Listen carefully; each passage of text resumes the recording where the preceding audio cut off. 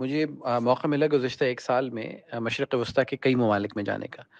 اور میں وہاں موجود تھا کہ جب اردن میں امریکی سفارت خانے کے اوپر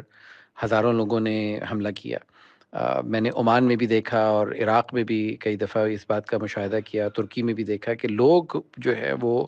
اپنی حکومتوں سے شدید نالاں ہیں ان کی خاموشی پر۔ اس وقت آپ کو دو روئے نظر آتی ہیں، ڈائیکاٹمی نظر آتی ہے، جو لوگوں کے جذبات اور تاثرات ہیں اور جو حکومتوں کا کردار ہے۔ اور حکومتوں کا کردار آپ کو یہی نظر آتا ہے کہ کسی طریقے سے اس قضیے کو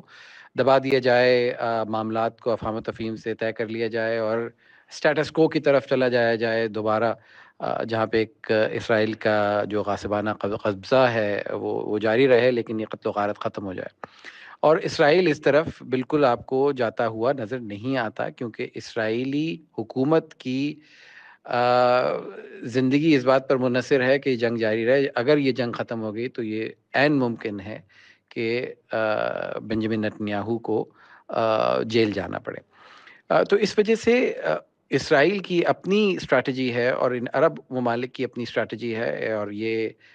حکومتوں کا جو کردار ہے اس سے یقیناً جو افراد ہیں وہ مطمئن نہیں ہیں۔ اور آپ کو گاہے بگاہے اس کی ایک پریشر کوکر کا ایک بوائل نظر آتا ہے، اور جس میں ہزاروں لوگ سڑک پہ نکلتے ہیں اور پھر وہ اپنے گھروں کو چلے جاتے ہیں۔